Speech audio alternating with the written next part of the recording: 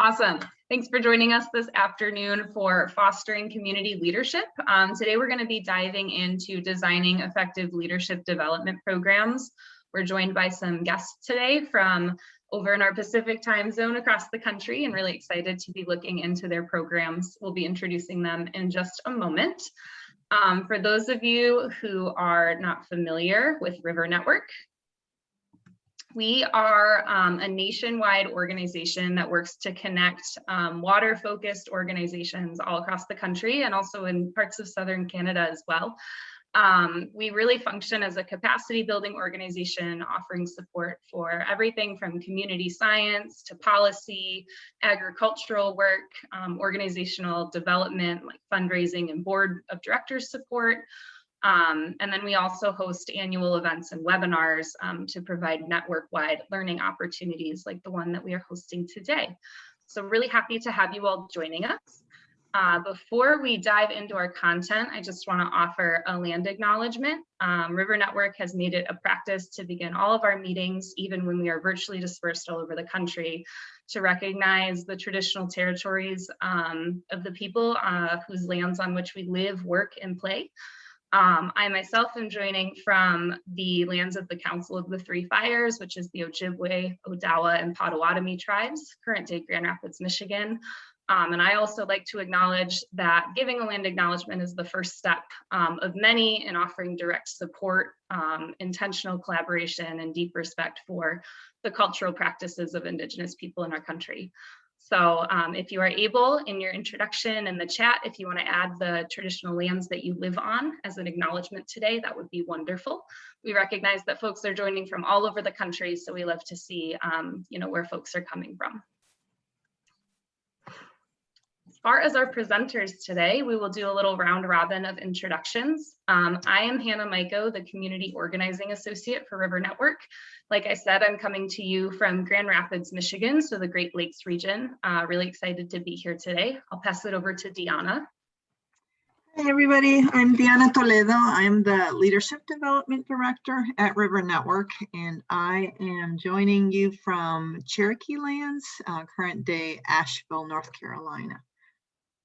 Good to see y'all here. William? Or Will? Sorry. Good afternoon, everyone. My name is Will Miller. I serve as the Government Affairs Manager. My title has changed since this slide was put together at the Native American Youth and Family Center, which is located in Portland, Oregon, and is home to the Multnomah, Catlamith, and Chinook tribes. Emmanuel. Hi, everybody. Good afternoon or good day to some of you. My name is Manuel Leon. I am currently calling in from the San Joaquin Valley here in East Porterville, home to the Yokuts. It's a pleasure to meet all of you today. I hope you enjoy the presentation later. Thanks all. And Will, sorry about your title. This is what's still on your website. That's where I pulled it from. So sorry. Awesome. So we are going to kick things off today, just getting a feel for who's joined us in the presentation today. So we are going to be using a tool called Jamboard, which is through Google. And in just a moment, I will be sharing a link in the chat. And that link is going to take you to a beautiful slide that looks like the one you're seeing right now. And we're going to be using the sticky notes option, which is the red circled option on the left side of the screen. And you'll be able to populate our board with some sticky notes. So I'm going to stop my screen share and bring up our Google Jamboard so that we can ask some questions to the group.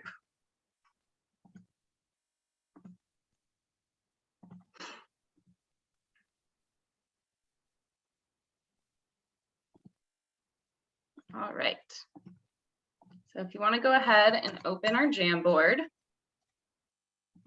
The first slide on the Jamboard is the one you just saw where it explains the control for the sticky notes. If you tab over to the second slide, it's going to ask you how you define leadership, and you can tab over using the caret arrows at the top of the screen. And you can go ahead and populate that with an answer of how would you define leadership. And I will go ahead and share my Jamboard so we can see it populate as you all add your answers.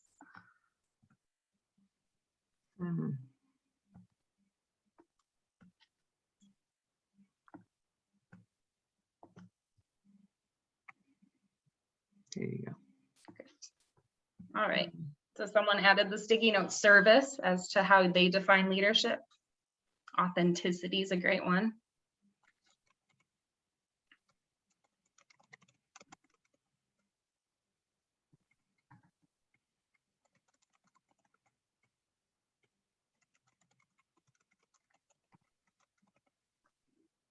Awesome. If you want to spread those sticky notes out as you add them so we can see them, that's great. Thanks.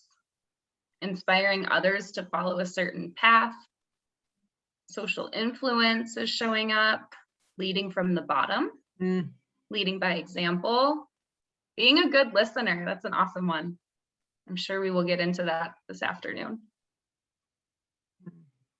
These are great responses. Thank you all.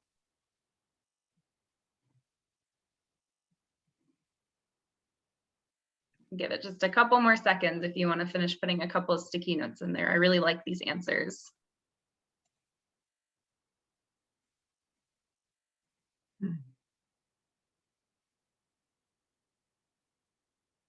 Bringing people together for a common cause.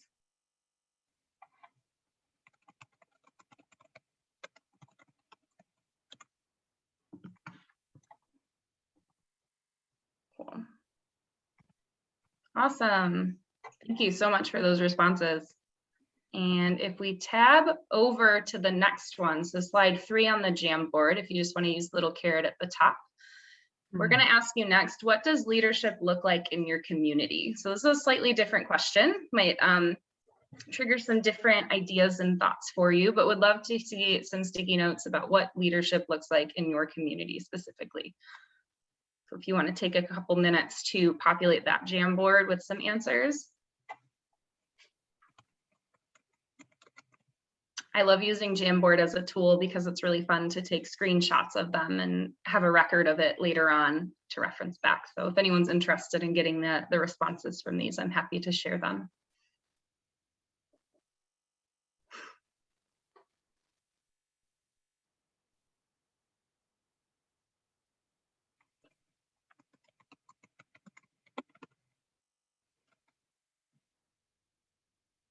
Awesome. So we've got 2 sticky notes up there right now. Being a voice for change was one. And the other one, what does leadership look like? Maybe took it a little bit literally, not very diverse, is an interesting comment as well.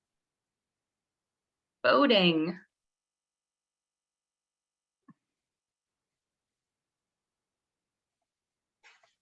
Elevating the community's voice. Speaking up and showing up. Lots of different interpretations of this question. I like that. I'll give it just a couple more seconds if you want to add in another response or two to our sticky board, our Jamboard.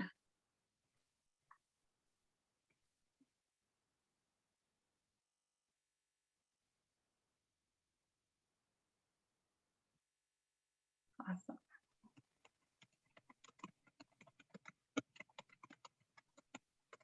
Someone added activism. Awesome. These are great responses. Thanks all.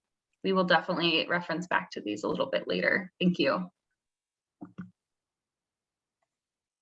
So I'm going to pull up our slide deck again, and we will dive back into our presentation. So one of the reasons we are offering this training, among many, is that last November, we published a new resource for our network. We actually published 2 resources. They are a pair under the branding of Tools for Equitable Climate Resilience. One of those tools was Fostering Community Leadership, which is the tool we're diving into today. And that's in complement to Fostering Community-Led Research and Knowledge, which some of you may have attended a peer call just a couple weeks ago, wherein we dove into that tool and really talked about it. So this is the second piece of that toolkit.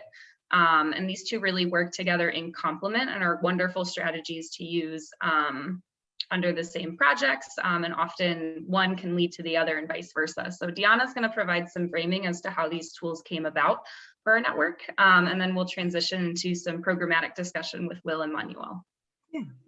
Yeah, thank you, Hannah. So just real briefly, I wanted to share a little bit about where these came from. So River Network has been working with a number of community organizations, frontline community groups on issues related to flooding, to, you know, dealing with impacts of hurricanes, storms, etc. So in the context of that work of building more resilient communities responding to disasters, two of the strategies that we have found have been really helpful in helping organizations advance equity as they're responding to disaster or as they're rebuilding from disaster, are these two various strategies: community-led research and fostering community leadership. And so I want to provide that context because there's a lot of reasons why we would want to foster community leadership. I mean, that is going to be helpful across, you know, regardless of whether your mission is environmental or conservation focus or community justice. But from our perspective, when we were working with organizations, it was those organizations that were able to tap into, and especially thinking about community as in those pockets of communities that have oftentimes been left out of discussions, whose impact from climate change is oftentimes overlooked because we're not collecting the information about how they're being impacted, and because they are not being accounted for when investment decisions are being made as about how we rebuild, where we put in green infrastructure, where we provide some of these services.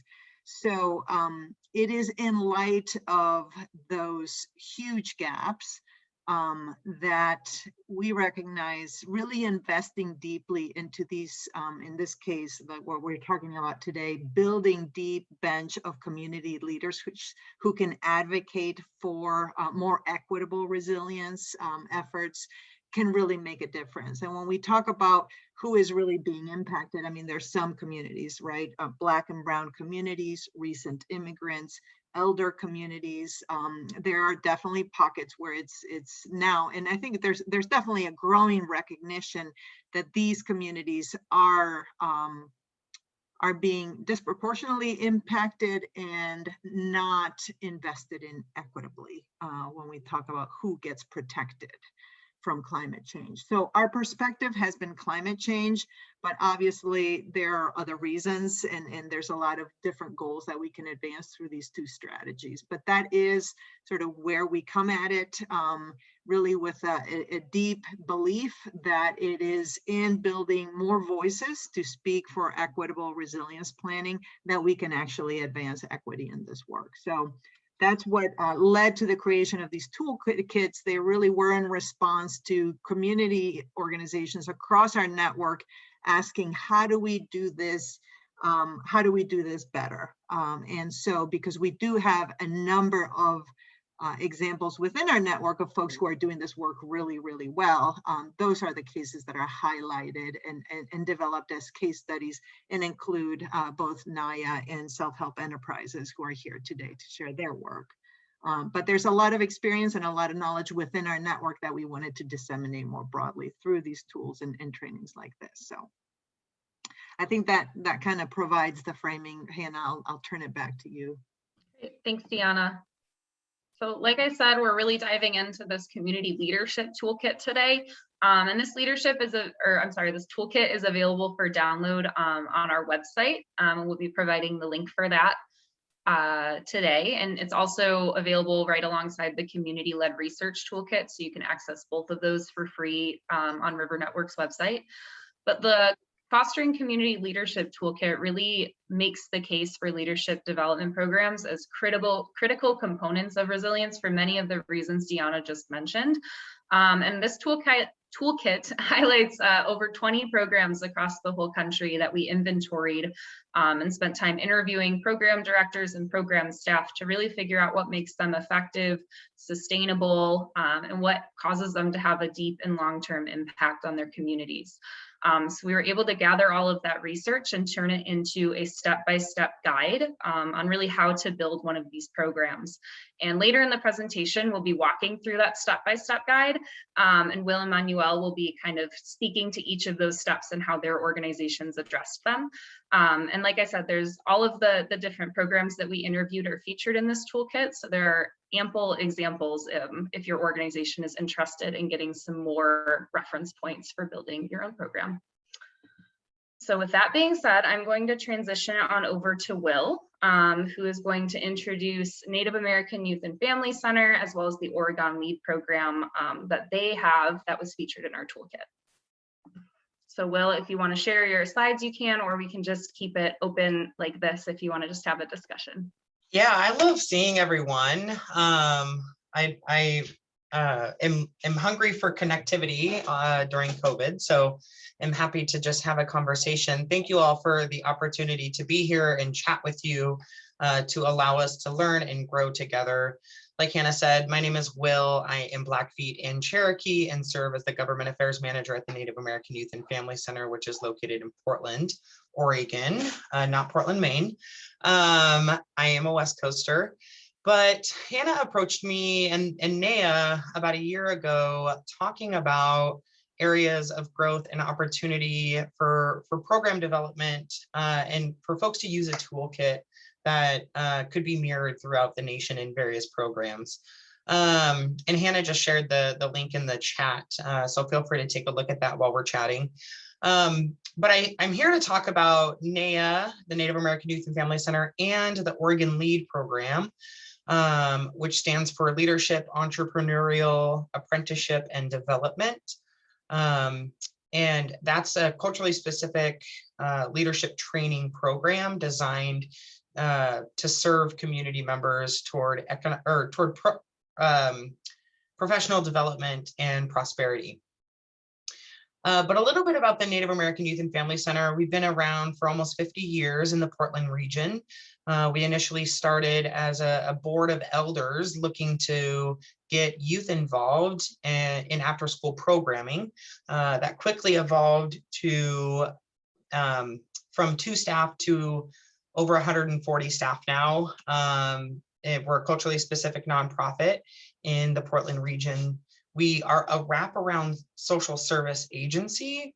So we provide a continuum of services from infant to elder. And we're really trying to ensure that those who come through our doors or now through our screens, now that we're meeting with clients, have the opportunity to not only get their needs met, but also grow in skill development. We serve about 2,000 direct individuals each year, which impacts the lives of over 10,000 individuals in the region. So if you're thinking about a ripple effect or a river, when you do something, it ripples into community. So we offer economic prosperity programs, financial coaching, business development, family services, elder care, domestic violence, intervention and prevention and support, after school mentoring, recreational sports, home ownership coaching, and I'm missing so much more. And I oversee all of our advocacy, policy, civic engagement, and leadership development programming, both at the local, or all three at the local, state, and federal level. So I oversee a whole team of folks that are in community, working directly with community to shift policy and impact decision makers that help influence and support communities of color throughout Oregon. And now NAYA has started to shift into Washington. So we're working to provide service both in Oregon and Washington now. So a little bit about the LEAD program. We're very unique in the way that we design our program and operate our program. Like I said, it's a culturally specific leadership development program. It's about a 6-month training program where cohort members meet one to 2 times per month on a wide array of topics. It could be public speaking, it can be advocacy, it could be tools to negotiate as we continue to navigate our professional world. Negotiation tactics are really critical to advocate for ourselves and the work that we're doing. We talk about how hard it is to walk this concept of walking in 2 worlds. If any one of you have read Sherman Alexi's book, The Absolutely True Diary of a Part-Time Indian, this is kind of getting at that concept of living in a predominantly white culture, but navigating our traditions and our ceremonies and our customs, and being a voice and advocate for community. So we bring on about 20 to 25 individuals per year. We've graduated 12 cohorts now, so we have over 200 lead alumni. And the unique thing that our program approaches our work with, the curriculum, if you will, is under the concept of a relational worldview model. And it was developed by Terry Cross. Terry Cross is Seneca. And the relational worldview model is essentially a model that allows us to develop programming around, I don't know if you all have seen a medicine wheel, but we develop our programming around the medicine wheel that allows us to make sure programming is providing and nurturing our cohort members so they can live in balance mentally, physically, spiritually, and emotionally. And the way in which we do that is through our services and programs, and the trainers we bring on board are all people of color. They understand community, they understand our community, and have a deep lived experience with the issues our communities are facing. And so our work is such that, yes, it's not only trauma informed, but it's informed by the relational worldview model. So it allows us to continue to provide culturally specific and culturally relevant information to members we're engaging with. And outside of the Oregon Lead program, that is a reflection of the advocacy and policy work we do throughout the agency. We approach our work in not only a trauma-informed way, but also under the sort of purview of the relational worldview model. And so it's allowed us to be successful because, you know, we hear often, and I myself have been through so many leadership trainings, and we hear often like it's kind of the same stuff. But this is very different. We do work to decolonize our work. We work to break through some of the barriers within our community in terms of working directly with like local governments and state governments. It's no secret that the American Indian Alaska Native community has a historical distrust with our government. And so we're working to serve as a bridge and a conduit to allow our community to use their voice and their lived experience to influence change.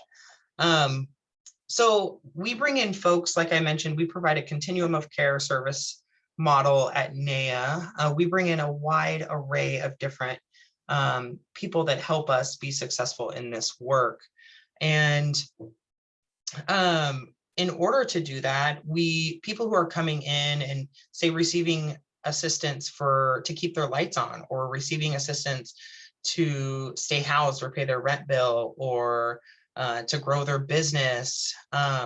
We then work directly with direct service staff and their clients to not only learn about, it's all confidential. So we're not like, oh, what did Hannah have to say about her experience in the community? It's like, what are the typical experiences of your clients? So we omit names, and then provide an opportunity for the clients we're serving to engage in our advocacy, policy, and leadership development opportunities. So it's really an opt-in option.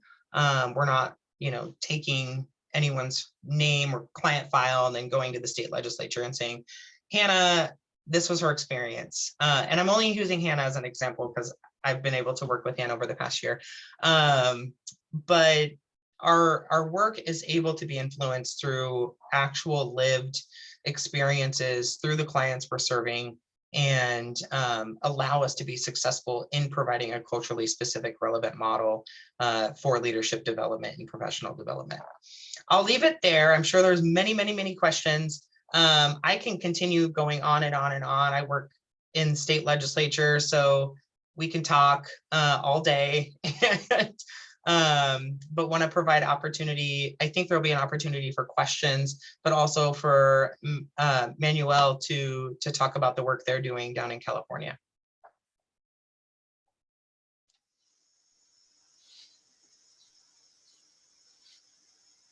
Great, thank you so much, Will. And Manuel, if you just want to go right into your overview of self-help enterprises and the Water Institute that you all run, that would be awesome. And then we'll pause and reflect for some initial questions and dive into program details after that.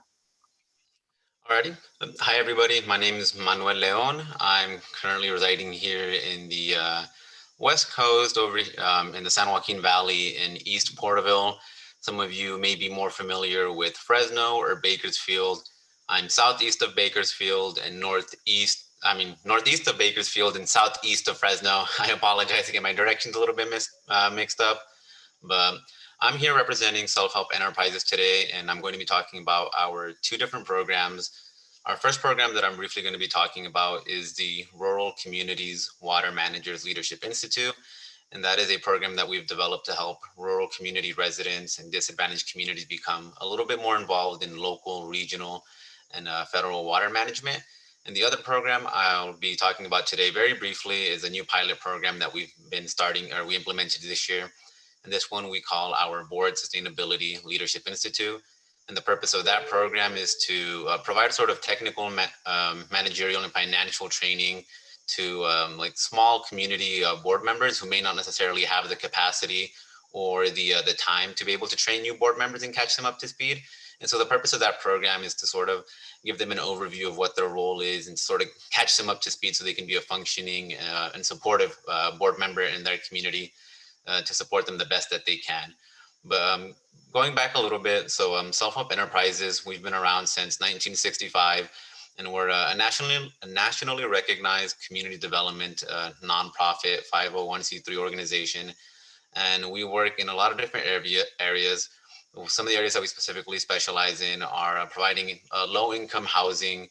We do that through a few different ways. Through some of our programs are either like applying, and we'll go over your credit with you, show you your options. We have a build your own home program, where under the supervision of a professional construction foreman and under the supervision of construction workers, residents are given the opportunity to construct their own home through the process of 10 months. And at the end of 10 months, these residents will have built their own home entirely from scratch with a low cost payment to us, Self-Help Enterprises, to make the costs a lot more feasible. And it's a really fantastic program. One of the phrases we like to use is called sweat equity.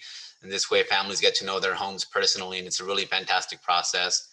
And then we also do build a lot of low-income housing apartments throughout the Central Valley. Our housing department, I don't work in the housing department, but that they are constantly on the lookout for new properties or new locations to be able to build low-income housing, because as some of you may know, in California, housing is very competitive and it can be really difficult. And sometimes communities are being displaced due to gentrification or just industries moving or collapsing, all that sort of stuff. But I work in the community engagement and planning department, formerly CD, now CS, community sustainability. But in the community sustainability department, we work a lot with rural communities from the northern San Joaquin Valley. So that is as far as like Stanislaus, all the way down to Kern County, like an hour and a half away from Los Angeles. And we work on a ton of different projects. We basically provide technical assistance to DACs, which is short for disadvantaged communities. And we help them apply for planning projects, construction projects, research projects, and all sorts of different stuff depending on their needs and what their community is trying to sort of develop. And so with that being said, that's just a little brief overview of what we do here at Self-Help Enterprises. If you have any questions, I can put some of my contact information in the chat a little bit later. But now I'm just gonna share my screen and a little presentation that I put together earlier.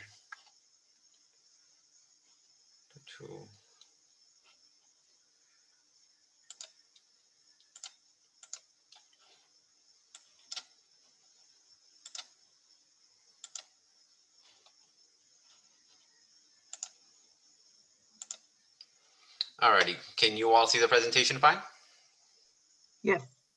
Alrighty, fantastic. So like I mentioned, I'm one of the co-leads for our Rural Communities Water Managers Leadership Institute. It is quite a mouthful. I do apologize. I didn't pick the name, but so our program, really quickly, we're going to ignore the participant introductions part. I'm just going to be providing a background and a brief orientation of what our program consists of. So like I mentioned, Self-Help is a nationally recognized community development organization working in housing and water and helping communities organize around different topics, whether it be water, home related with water, or publicly, whether it was like droughts, wells, septic sewer system projects, all that kind of stuff. But what I'm really here to talk about today is sort of the birth of our program and where it started. So here in the San Joaquin Valley and in the Central Valley, it's one of the world's biggest like agricultural center. As far as the eye can see, sometimes you can see nothing but acres of land. And so one of the biggest issues that we've had here in California is really learning how to manage our water efficiently. So as some of you may know, back in 2014, 2015, California was experiencing a really, really severe drought. I, for one of those families who experienced that over here in East Porterville, where roughly in my location around over 200 private wells and families had lost all access to water. The aquifers underneath had just sunk into such a low level that many families didn't have access to water for years. And fortunately, through the help of the government and Self-Help and a few other organizations collaborating to provide water to these communities, a lot of these homes and families were able to get water. And one of the things that we noticed, sort of not just because of the drought, but one of the things that definitely amplified the need for it was for the involvement of regional and local water management.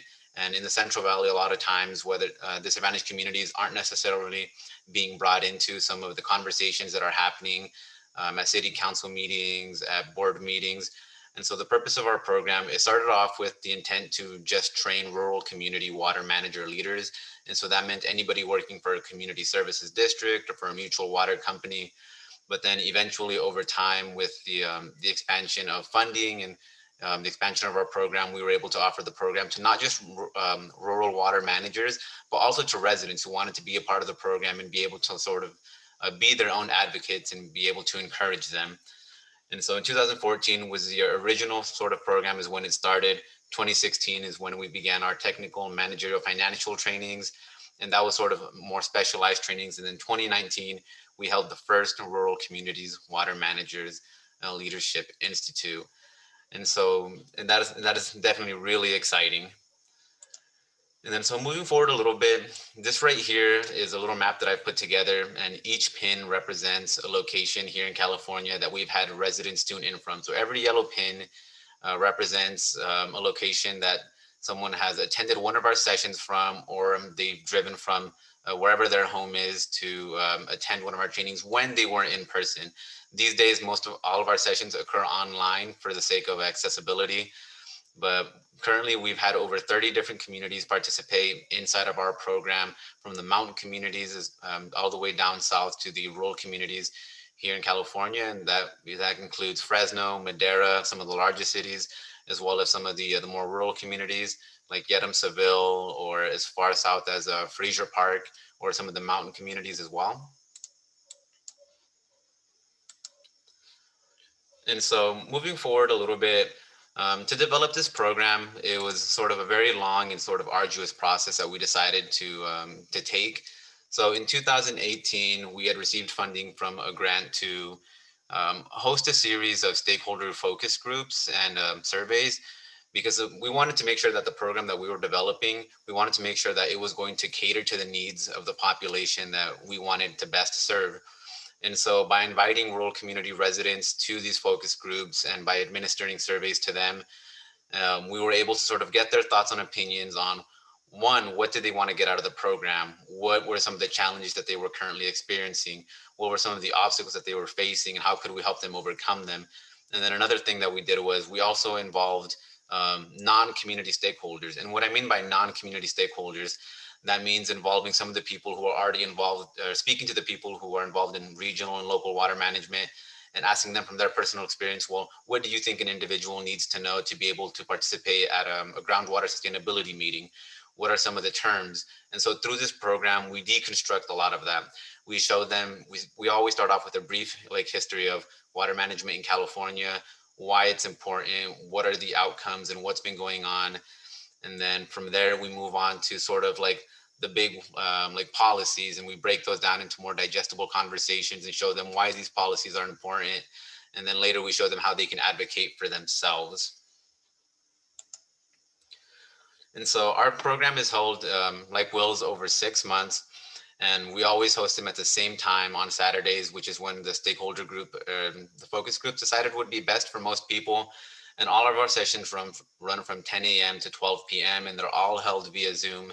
And a few of the things that we do to make our program a little bit more accessible is that one, we do host it online now, but two, we always provide interpretation, and we mail all of our participants the physical copies of our presentations to them.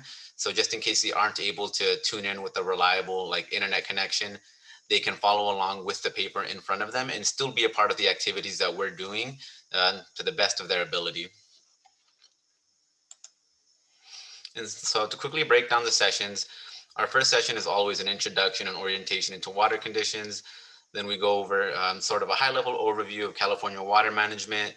Then we break it down into two of the different programs, that really important water programs here in California, one of them being the IRWM, the other one being Sigma.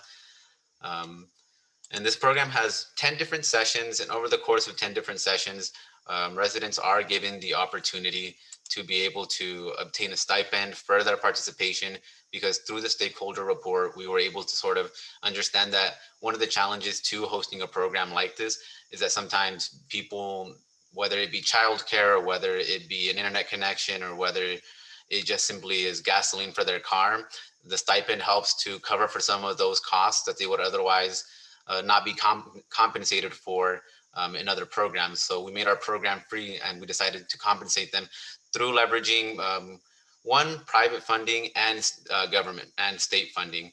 So because government or federal funding typically doesn't provide us or allow us to provide stipends. So through private funding, we were able to sort of leverage the two together to be able to use the state funding to manage our program, our staff, and our time, our hours, to be able to compensate our time, as well as to be able to compensate our participants as well. And so really quickly, here is just a few other things that we do aside from that. Our program is still fairly young, so we've only graduated 3 cohorts, and that comes out to a total of a little over 40, close to 50 people who have completed our program entirely. But after they graduate, we keep in touch with them in the best ways that we can, whether that be through phone or email. And we always try to continue their education outside of our program, whether that be through offering them regional workshops that are free or being presented by the state, or just sharing with them trainings that are available. And so really briefly, here is a breakdown of sort of the more logistical stuff in the back of our presentation. That's the $500 stipend. Once again, that's for the participants to be able to sort of encourage them to consistently show up. And then explaining sort of how we break that down, which is $50 per session. And then we offer makeup sessions when available. And then at the end of the program, when we're done, we try to compile all of the information and all the sessions that we've recorded onto a USB stick to then share with them, for them to rewatch as many times as they like, or for them to share with their community members. And if they like to, we even allow them to participate in the program again next year, just voluntarily of their own time, because we like to sort of keep the stipends for new participants to sort of encourage growth of the program and to continually spread awareness. But we always allow them back into our Zoom classrooms whenever they feel like retouching on the topics and relearning. And that's sort of a short little overview of the Rural Communities Water Managers Leadership Institute. And I think I'll just end there. If anyone has any questions, I'll more than gladly answer them later. Great. Thank you so much. So we're going to pause briefly before we launch into maybe some of the more programmatic detailed discussion. And just a reminder too, this webinar is scheduled for 75 minutes, so we're scheduled through 5:15 Eastern. I know some of you might be hopping off at 5 p.m. and we just want to let you know that that's okay, and we understand if that's the case. But if you're able to stay on for those extra 15 minutes, we'd love to have you. But does anyone have any initial questions before we dive into the programmatic piece, the programmatic details of these 2 separate leadership development initiatives for our presenters? Feel free to drop them in the chat, or if you want to just unmute, we've got a small enough group that I think we can just safely unmute ourselves and ask those questions today.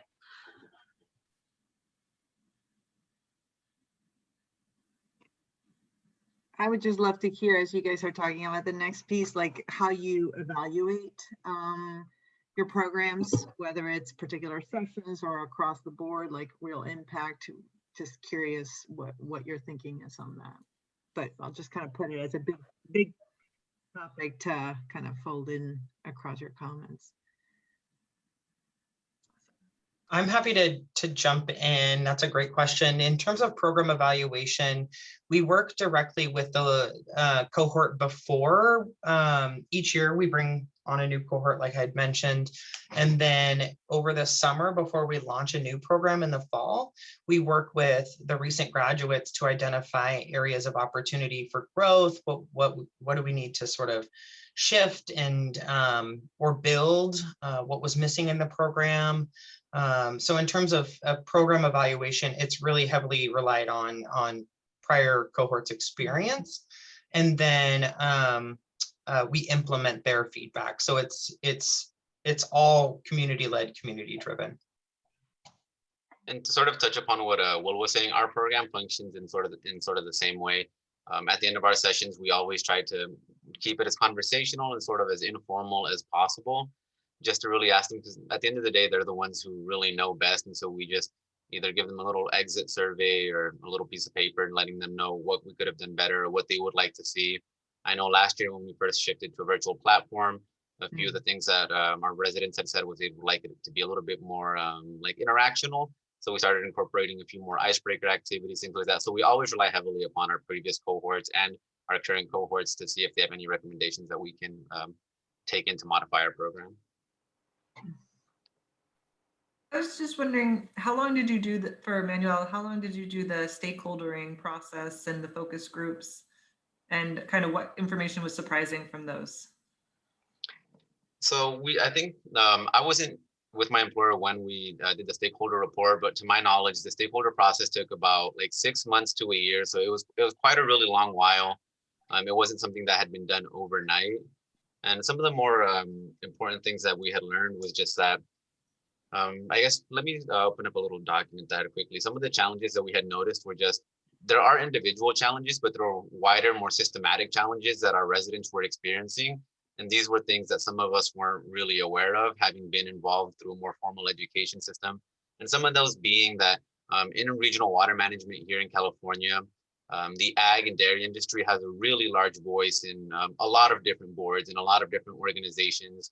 And so fortunately, these organizations that have the capacity to sort of influence things, whether it be with money or presence or time, whatever it may be, was that residents were just intimidated. They felt like when they showed up to a meeting, they felt like they didn't belong. They felt that at times the agendas weren't reflective of their community's needs. And that typically on the agenda, it were items just related to ag and industry. And so those were just a few of the challenges that we had come across. And some of them even being intimidations. Oftentimes residents don't even feel welcome at these things. So those are just a few of the sort of things that we had learned as a part of this report, the systematic and individual challenges. Great, thank you. Any other quick questions for the presenters? We'll have more Q&A at the end for sure. So we're just going to take a moment to pause and ask some questions of you all as our audience. I'm going to launch a quick poll now that you've got to hear about the overviews for both of these programs. And we're just going to ask you the question, what is your organization's experience with leadership development programs? And there's a couple options there to choose from. So feel free to choose the one that fits best for your organization.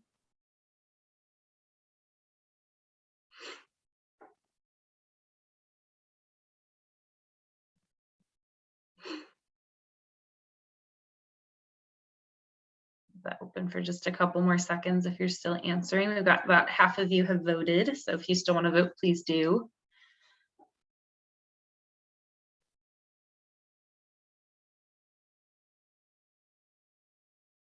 Okay, I'm going to go ahead and close that out. And it looks like most folks are interested in building a brand new program, which is really cool. You've come to the right webinar. But we also have some folks interested in, retooling tooling some existing programs, who are maybe facilitating with other organizations. And then we have one organization that's hosting their own program. So thank you for letting us know. And then we were hoping that one or two of you might come off mute and just kind of give us your opinion so far on how a leadership development program might strengthen your organization's mission, or your work, as far as, especially in the realm of climate resiliency, which is the way that we framed up these toolkits. But also, you know, if your organization isn't directly working in climate resiliency, if you have any ideas of how a program like this could really strengthen your work and your mission, if anyone wants to share.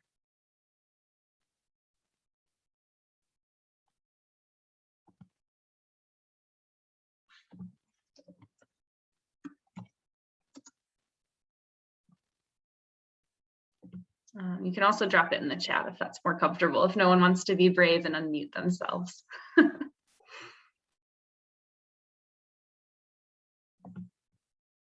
Oh, thanks for sharing that in the chat, Manuel.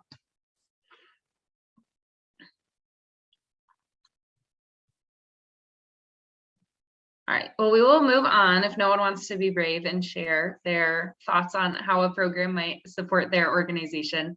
And we are going to move into a programmatic discussion where we kind of go through the step-by-step part of our toolkit and hear from our presenters today on how their organizations kind of work through these steps on their own. So I'm just going to pop this up for just a moment.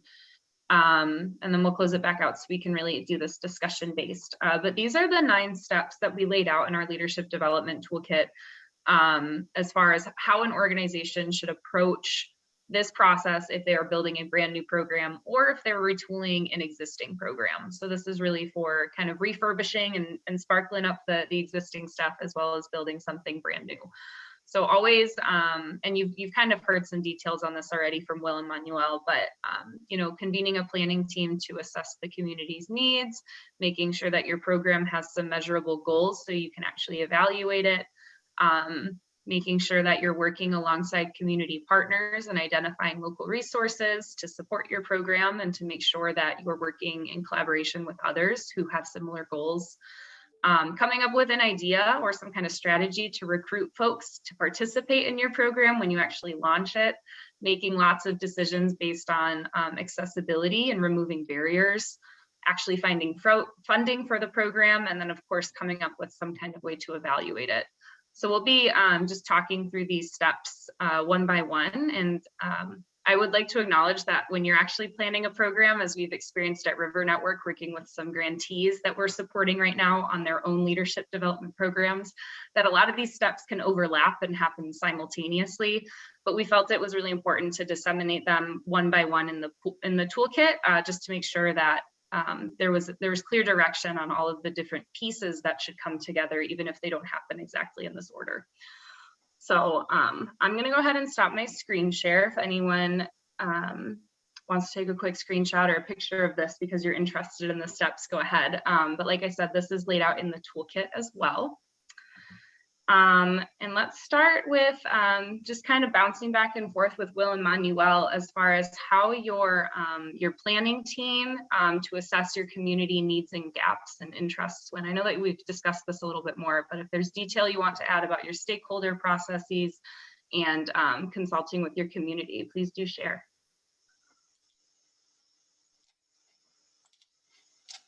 Alrighty, well, I can go ahead and start first. So the stakeholder process, we were very fortunate that at the time of the stakeholder report that we were working with a UC Davis graduate student. I believe her name was Kristen Dobbin. Just want to shout her out really quickly and say thank you for the wonderful work that she did putting together the report. But one of the things that we did to sort of start creating the planning process was it began a lot with first sort of educating the residents on the importance of water issues. So before we got together the stakeholder group, we were using some of our already existing networks to go into the communities that we were working with and informing them on water issues that are currently existing in the Central Valley. And then after we had sort of disseminated enough knowledge, we had invited the same communities that we've been a part of to come join our stakeholder group. And we offered the stakeholder group at various different times and people would show up and they would discuss for hours at a time. And these meetings were facilitated by SHE staff. And so during these conversations, we would just ask them questions on what they were interested in learning. What is it you would like to get out of this program? What is your personal experience been like? And sort of really trying to get to make it more personal, make the program important to them, not just to us, but to them, making them understand the importance of it. And we did that by involving them in sort of the creation of the program and then using their opinions to sort of build the curriculum around their ideas. Similar to what Manuel said, the Oregon LEAD program is developed by those who've previously come through the program. It got started with a vision of our elders and a collaboration between NAEA staff and elders to launch the program. And I think the sort of the thread that's been throughout the past 12 cohorts is the lack of funding that some cohorts experience over others because we're grant funded. We're a grant funded organization and it's a grant funded program.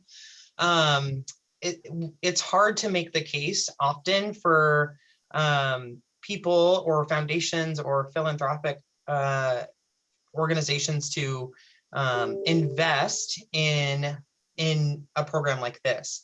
And so finding additional resources and working with community partners to provide that educational awareness regarding the challenges of the program, I think has been lended its hand to our success as well, because we've been able to, through conversation, bring in additional funding to support the program, because we want to make sure all of our members and all of our cohorts are receiving the same, at least the same experience, if not more.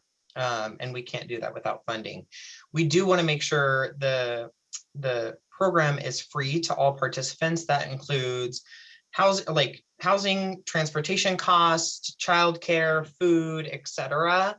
We try to work to eliminate any barriers that folks might have in order to allow them to show up and fully engage in the material. Awesome. Thank you both for those answers.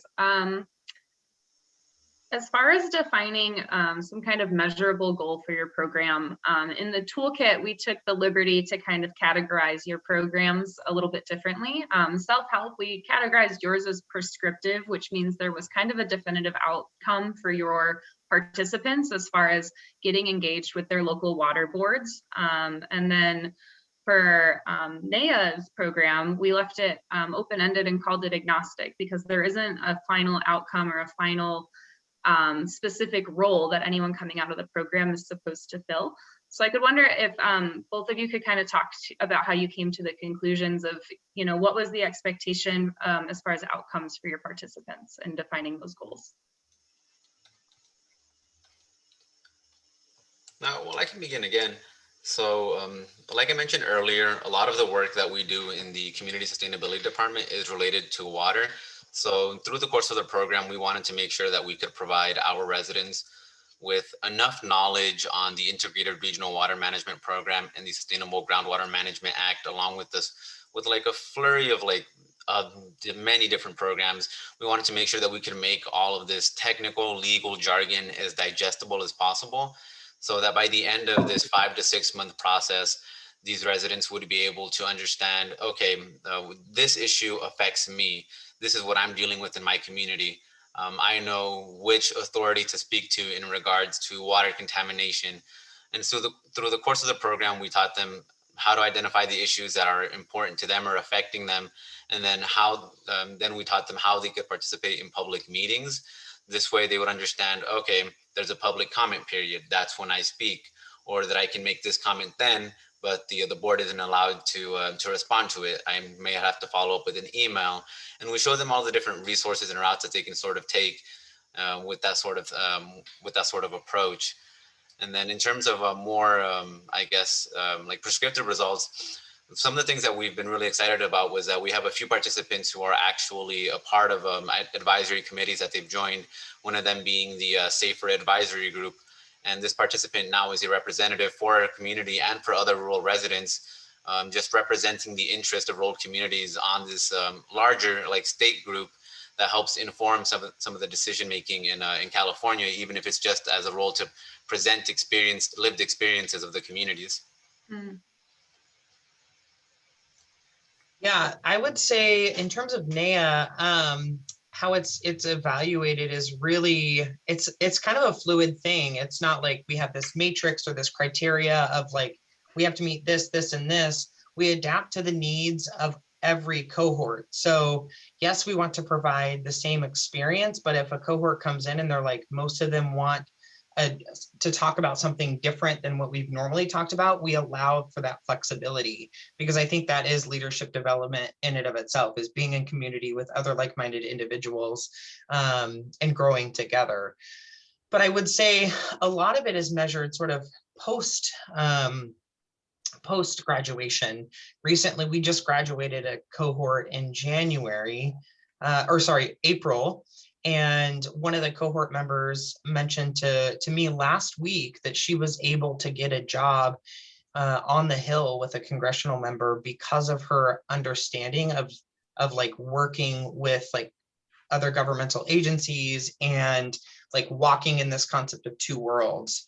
And it just kind of like took me back to why we do this work, right? That we're helping people understand their own like confidence and ability to advocate for themselves, and really be of service not only to themselves but their community. And I'll also mention that we define leadership. It's not like a person who's elected. It's not sort of your status quo leadership definition. We define leadership as someone who's willing just to take responsibility and lead by example. It could be that your roommate is taking the trash out. That's taking initiative and being a leader. It could be supporting someone who's running for office. Like there's so much in between that we define as a leader and provide leadership opportunities to. Great. I love those examples, Will. Thanks so much. Cool. So related to that, I'm curious how, with keeping those goals in mind that you have for your programs and your participants, how that related to you all kind of searching and seeking out other community partners and resources, and, you know, defining your program curriculum. I know you've both talked about your stakeholder processes to kind of figure out what you teach and how you deliver it. But how did you go about really like seeking out other support systems in your community to launch your programs and make sure they were sustainable and had a long-term impact? I'm happy to kick this one off. Yeah, so over the years, this work is not possible without other community members and other partners. It's important to serve the American Indian Alaska Native community, but ultimately we need to continue to support and serve all communities of color. There's so many things happening and so many injustices that are occurring that we collectively need to band together and do this work collectively. And so over the years, we've partnered with the Coalition of Communities of Color. It's an organization here in the Portland region that is comprised of many other cultural backgrounds. So through the Coalition of Communities of Color, or the CCC is what we call it, we've been able to identify funding opportunities, tapping into their resources to provide enrichment opportunities for our programs. And then we are also, so our leadership program is part of this concept called the Bridges convening, where other communities of color are operating a culturally specific and responsive program for their communities in which they serve. And so at one point, our leadership development programs operate at the same time. And at one point, one of our training sessions is to come together with other communities of color who are going through similar trainings and just be together in community. But we knew early on that we couldn't be successful in our work without partners to sustain this work and provide that funding and the additional sort of programmatic infrastructure. Will definitely said some really great things. I think one of the things that sort of really relates to our program is that our program as well would not be possible without the help of some of our partners. like I mentioned earlier, we leverage state funding and private funding to be able to host our program.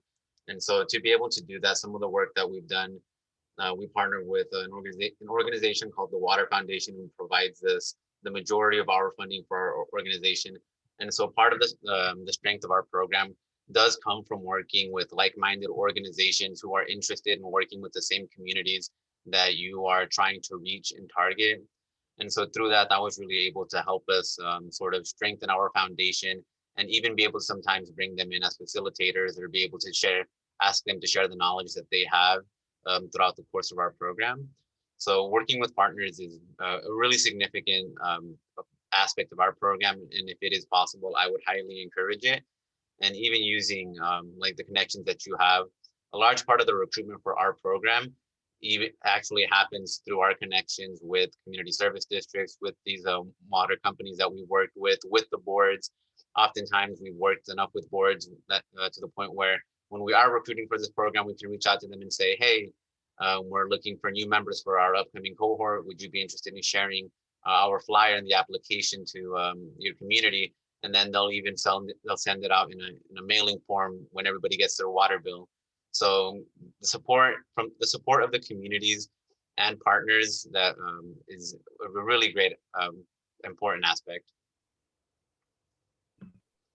Absolutely. In the interest of time, because we are running through our time pretty quickly, I kind of want to skip ahead to one of the pieces that I feel is really important to talk about in planning these programs. And I know you've both touched on it, but would love to hear a little bit more detail from each of you around considering accessibility to programs and removing barriers. And especially, Will, I know that your program is so culturally specific that you all have made some really interesting choices on everything from where you offer your sessions to how they're delivered. And I know that Manuel, you all have offered quite a bit of assistance as well, especially in separating and offering 2 different locations for your institute. So would love to hear about those processes and how you have worked those things in over time. Would you like to start this off, Will, or should I? Sure, I'm happy to.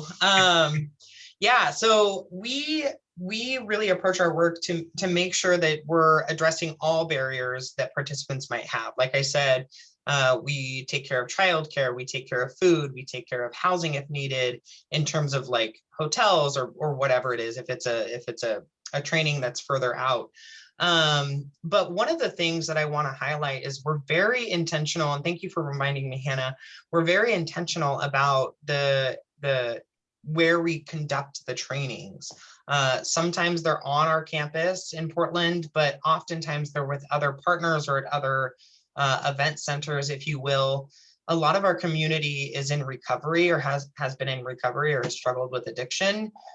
So we never host a training at a place that sells alcohol, just out of respect for those who in our community who are in recovery. We want to continue to support their recovery efforts. And so we never host a training at a bar or anywhere that serves alcohol. But we always host a training at a location that's central to not only the members, but is also set up in a way that's trauma informed, that's not going to trigger someone's trauma and set them back in their healing journey. So there's kind of a lot of different factors that we're managing, but at the end of the day, we really, really just want participants to show up in their true, authentic self, free from any other distractions or worries, to fully engage and participate, and like I said, collectively grow together. That was fantastic. Thank you. Thank you for opening up with that, Will. So to talk about the same subject, one of the things that we do to make our program as accessible as we can is that here in the Central Valley, in a lot of the rural communities, broadband access is a really large issue, as well as language interpretation. So 2 of the main aspects of our program that we try to really incorporate since I've been working with self-help is that, just like you saw earlier, every presentation that we do, no matter what the topic is, it is always divided up in 2 different languages, English on the left side, Spanish on the right side, regardless of what the topic, how long the presentation is. And so we're always creating 3 different forms of the presentation. We always create an English presentation, and that is the main one that we work on. And then once we fine tune that one and iron out all the details, We then begin the translation. And then once we translate that, that PowerPoint, that presentation, we meld the two together into a much larger document that oftentimes require extra hours of reorganizing and reformatting, which can be quite tedious at times. And then one of the conversations that I've had recently, and that sort of really spoke to me, was that it is extremely critical that if you are going to be offering any sort of language interpretation, make sure that the language interpretation that is being offered is up to par with the content that is going to be shared in English. Because oftentimes you can think that, oh, maybe my coworker can just do the interpretation themselves, because sometimes I know I am fantastic at conversation with Spanish personally, but if you ask me to translate the technical jargon in the water world into Spanish, I can't really do that. So we hire professional translators to be able to provide quality and up to par interpretation for all of our sessions. Because if you're not providing that same content to other like second language or English language learners, you're essentially doing some of your participants a disservice. And so, and then moving on from the language interpretation, another thing that we really do is we understand that not everybody has broadband access. So like I mentioned earlier, we mail all of the presentations to everybody, and not just the presentations, we mail them the supporting documents. If that's an article, if that's a case study, if it's an application to maybe a position that might be available in their community that we heard about through another like friend or organization of ours, we make sure to mail them. And then we always keep in constant contact, because just like Will mentioned, we want as many people to show up to our meetings as possible. So during the week of presentations, I email them on Monday. I always give them a courtesy email on Monday. And then on Friday, I give them a second courtesy email in the morning. And then that same Friday evening, I will call every participant individually through the phone, whether it's I leave a voicemail or whether they pick up the phone. I make sure to let them know and make that contact attempt to bring in as many people as I possibly can the next day.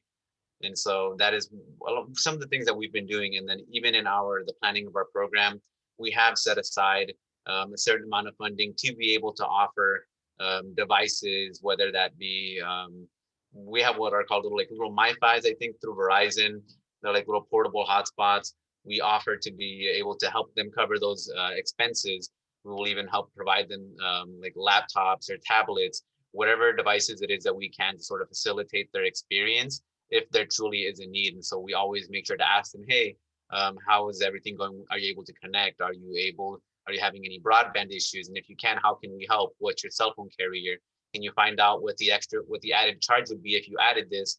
And once we find out the charge, we can discuss how we can help them to be able to cover that charge to make sure that they're still able to attend and get the information that is going to be relevant to them. And those are just some of a few of the things that we do. Great. Thank you both. I appreciate the extra detail on that topic specifically. We are going to wrap up here in just a couple minutes because we are fresh out of time. Will just dropped his contact information in the chat box, and Manuel, if you could do the same, that would be great. So if folks have follow-up questions, they can reach out since we did run out of time for Q&A. To wrap up our presentation, I'm just going to share a slide with a couple reminders and pieces of information on it for everyone. First of all, thank you for coming to this training this afternoon. Like I said, I know it was the end of the day for Eastern time zone folks, so we appreciate you coming on and bearing with us through your 5 o'clock end of workday. A couple of reminders though, River Network is hosting its annual conference River Rally next week, and you can still absolutely register to join us. So feel free to go to our website and join the fun next week. We've got 4 great, amazing days planned. And then we're also planning to do a follow-up to today's training in late June and early July with the folks that River Network has been directly supporting and building their brand new leadership development programs. So that's 3 organizations in Ontario, Canada, in Maryland, and in North Carolina. So we'll be planning a training with them to share their work in the summer. And then if you are interested in building a program at your own organization, River Network does have ability to support organizations on a rolling basis. So please do reach out to me directly. I'll also put my email in the chat box. So you can reach out to me, and also happy to chat about the Leadership Development Toolkit if you download that and have additional questions, or just want to do a meet and greet and get to know each other. Always happy to do that as well. So thank you for joining us. Deanna dropped that evaluation link in the chat box. If you could take a moment to fill that out on behalf of us and our presenters, we would love your feedback. And we will close out for the afternoon. Thank you all so much. Thank you, everybody. Thank you, Manuel. Thank you, Will. Gracias, Guado. Thank you. Thank you, everyone. Hope everyone has a good evening or rest of your workday and afternoon.